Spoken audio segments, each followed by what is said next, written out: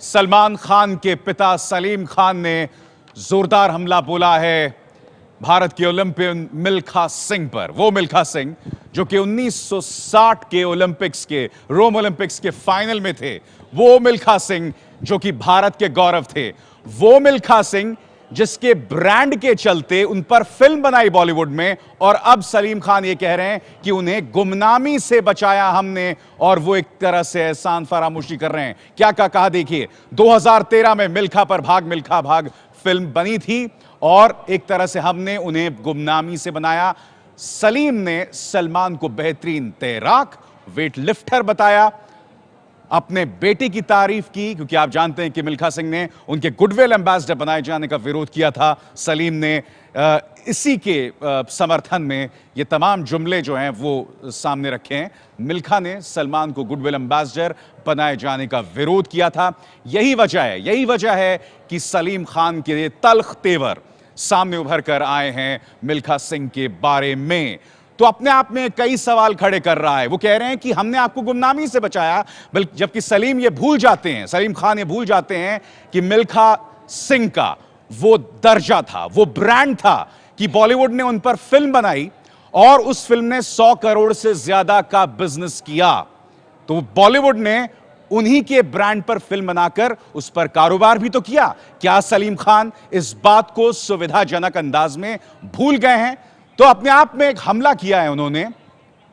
हमारे साथ परेश रावल साहब जुड़ रहे हैं, सांसद और अभिनेता। परेश रावल साहब, मेरा शुरुआती प्रतिक्रिया आपसे चाहूंगा। सलीम खान ने कहा है कि एक किस्म की ये गुमनामी से हमने आपको बचाया। हेलो परेश रावल साहब, आप सुन पा रहे हैं मुझे? बिल्कुल सुन पा रहा हूं। परेश रावल साहब, सलीम खान ने कहा है कि हमने मिल्खा सिंह को गुमनामी से बचाया, और उस गुमनामी से बचाने के बाद अब अगर विरोध कर रहे हैं वो सलमान खान के गुडविल एम्बेसडर बनाए जाने का, तो एक किस्म की एहसान फरामोशी है। क्या कहेंगे आप? मैं सलमान खान कंट्रोवर्सी के बारे में बात करना चाहूंगा। जो सलीम साहब ने कहा है वो न मैंने सुना है न मैंने देखा है। मैं सलमान खान साहब को लेकर जो कंट्रोवर्सी हो रही है कि उनको क्यों रोप इन किया है एम्बेसडर के लिए, मैं सिर्फ उसके बारे में बात करना चाहूंगा। तो कर सकता हूं? बिल्कुल, बोलिए। हाँ, तो मेरा कहने का मतलब यही है कि जैसे अमिताभ बच्चन साहब को हम पोलियो कैंपेन के लिए लेके आते हैं।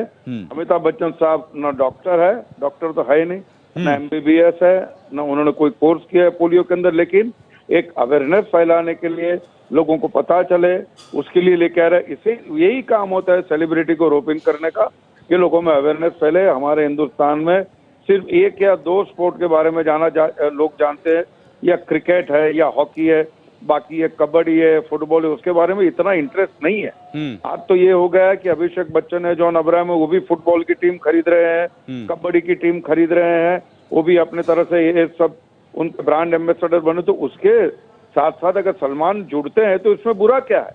मैं तो कहता हूं तो बड़ी अच्छी बात है कि एक अवेयरनेस आएगी। और हमारे कंट्री के अंदर तो ओलंपिक के बारे में ये कहा जाता है कि ये तो ऑडी गाड़ी का लोगो लगा दिया है उन्होंने, कौन सा स्पोर्ट है? ऐसे कंट्री के अंदर एक अवेयरनेस बनती है, लोगों का इंटरेस्ट बढ़ता है, लोग पार्टिसिपेट करते हैं, यंग जनरेशन पार्टिसिपेट करते हैं, तो उसमें कोई बुराई नहीं। I think one should welcome that, number 1। Number 2, और सलमान खान खुद एक बॉडी बिल्डर रहे, और बॉडी बिल्डिंग भी एक स्पोर्ट है, and is a very good swimmer also, that I myself know. तो इसके अंदर बुरा क्या है? नहीं, परेश रावल साहब, बिल्कुल वाजिब बातें कही आपने, मगर जब उसके एवज में मिल्खा सिंह जैसे स्पोर्ट्समैन, भारत की शान की इस तरह से तौहीन की जाएगी, क्या यह वाजिब है? भैया मैंने कहा है, मैंने न देखा है, न सुना है, न मैं जानता हूं, तो मैं उस बारे में कोई भी कमेंट करना नहीं चाहूंगा। सलमान खान कंट्रोवर्सी को लेकर जो बात हो रही है, मैं सिर्फ उसी पे फोकस करना चाहूंगा। बिल्कुल, मगर ये बताइए, जो तमाम स्पोर्ट्समैन ये मुद्दा उठा रहे हैं, योगेश्वर दत्त ने मुद्दा उठाया, मिल्खा सिंह ने मुद्दा उठाया कि क्या आपको एक ऐसा ब्रांड खेल से नहीं मिल सकता था जिसे आप बनाते, जिसे आप शोकेस करते? मैं स्किन बैंक का एम्बेसडर हूं। आदमी जब जल जाता है तो उसके ऊपर जो स्किन रिप्लेस होती है, उस बैंक का मैं एम्बेसडर हूं। मैं बोन मैरो कैंसर का एम्बेसडर हूं। तो क्या मैं तो डॉक्टर हूं नहीं? तो मैं क्या एम्बेसडर नहीं बन सकते? इसमें बुराई क्या है? अवेयरनेस, सेलिब्रिटी जो हमारी पॉपुलैरिटी है, जो समाज के कुछ काम आ सके, यही तो मकसद होता है सेलिब्रिटी को बुलाने का। और जब सेलिब्रिटी कोई भी पैसे लिए बगैर आते हैं, कुछ चार्ज नहीं करते हैं, तो एक अवेयरनेस के लिए करते हैं ना, लोगों के, समाज के। इट्स अ पे बैक टाइम। अगर आप समाज ने आपको कुछ दिया है तो आप समाज को कुछ वापस दे रहे हैं, ये सिंपल है। परेश रावल साहब, मगर एक तर्क ये भी है, ह्यूमैनिटी का बार्टर और कुछ नहीं है जी, एक तर्क ये भी है कि सचिन तेंदुलकर को आप बना सकते थे ब्रांड एम्बेसडर। तो सचिन तेंदुलकर को नहीं बनाया, इनको बनाया, इसमें क्या हो गया?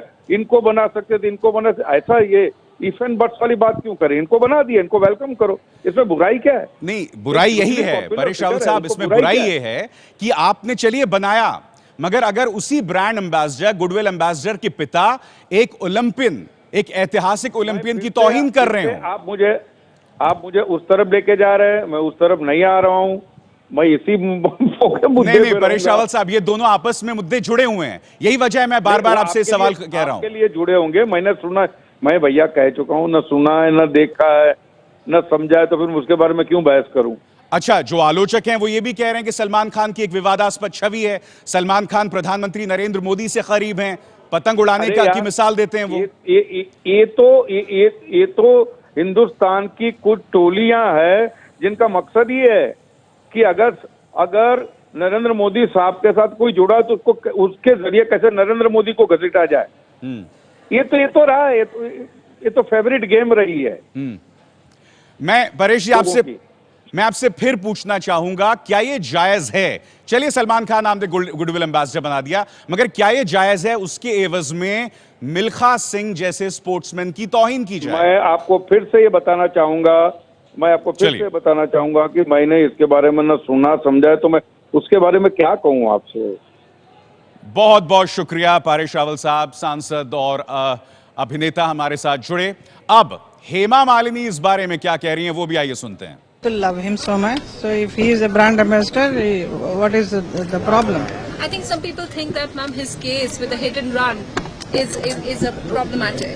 That for one section of his life, for that you cannot stop the popularity of his.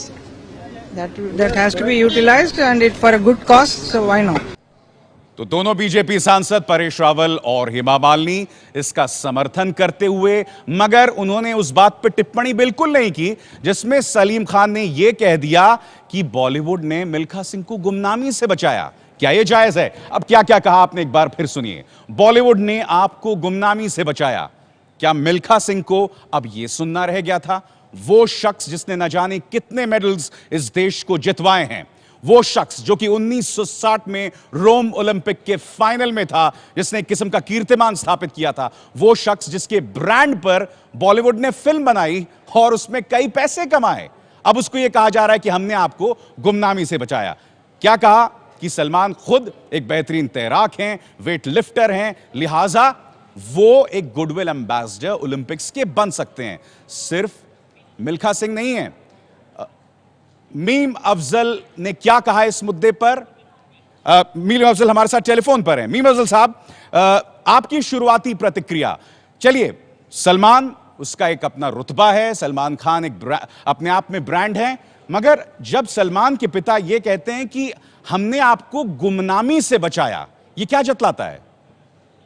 देखिए, मैं बुनियादी तौर पर कहूंगा कि सलमान साहब बहुत बड़े एक्टर हैं, पूरी दुनिया में उनको लोग पसंद करते हैं, और अगर उन्हें गुडविल एम्बेसडर बनाया गया था तो मिल्खा सिंह जी को शायद उतना आगे बढ़कर उसको क्रिटिसाइज नहीं करना चाहिए था।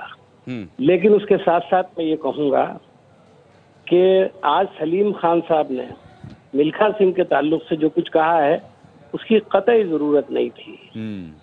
मैं ये समझता हूँ कि सलमान साहब भी, उनके वालिद सलीम साहब भी, मिल्खा सिंह जी भी देश के बड़े वरिष्ठ लोग हैं जी, और इत्तेफाक से ये लोग कहना चाहिए पॉलिटिशियन नहीं हैं जी।